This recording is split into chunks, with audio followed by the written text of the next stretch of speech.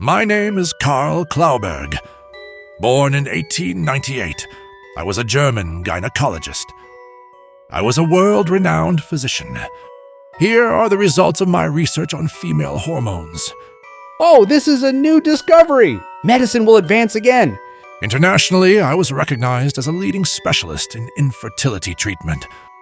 In politics, the Nazi Party was rising to power. Even they could not easily order me around. Doctor, would you cooperate with the Nazis? I'm busy with my research. I'll think about it later. But one day I learned something shocking. What? Really? Apparently, in the Nazi concentration camps, human experiments could be done freely. My medical knowledge would soar. I immediately contacted SS Chief Heinrich Himmler. What? It's an honor that the famous Dr. Karl will cooperate with us. I thus joined Nazi regime.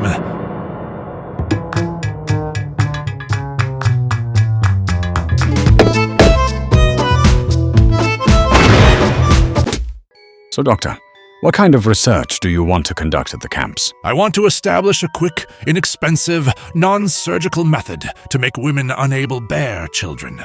What? That's a splendid idea. My research fit perfectly with the Nazis' goals.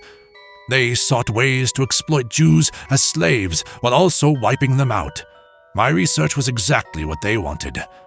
Himmler supported me enthusiastically. Doctor, I'll put a section of the camp under your command. Thank you, Chief. Let's work together to make sure Jews can't have children. A section of Auschwitz was assigned to me. Preparations for human experimentation were ready.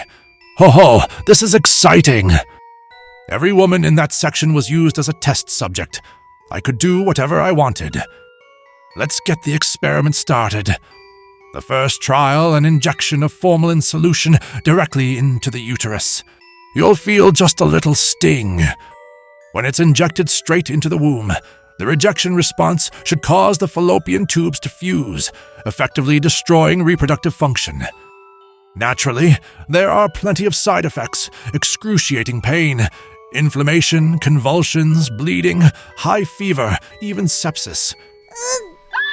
But since what we're after is a chap and easy method, of course we don't bother with anesthesia. Over 5,000 prisoners were used for this experiment. She didn't make it. Well, sacrifices must be made, for the sake of medical progress. Some of the guinea pigs died along the way, an unavoidable cost, they said. I was also allowed to use camp resources as I pleased. Doctor, your coffee. Oh, thank you. I made one of the young Jewish women my personal servant. I even brought my 3-year-old daughter to the camp. Isn't my daughter adorable? Yes. I had the prisoners take her measurements and knit a sweater for her. Even with such distractions, I advanced my research steadily. In Auschwitz, I could inject any drug into human beings without restriction. Doctor, how is the progress? Excellent! Eventually, I'll be able to sterilize a person in a single day. Wonderful. Himmler was deeply impressed by this technological development. But the good times didn't last. Germany's war situation worsened. Damn it, why are we losing? Support for my experiments dwindled. Defeat was inevitable. If Germany lost, I would surely be executed for war crimes. In despair, I withdrew from research and drowned myself in alcohol. Soon, Germany was defeated. I was handed over to the Soviets. The defendant is sentenced to 25 years in prison.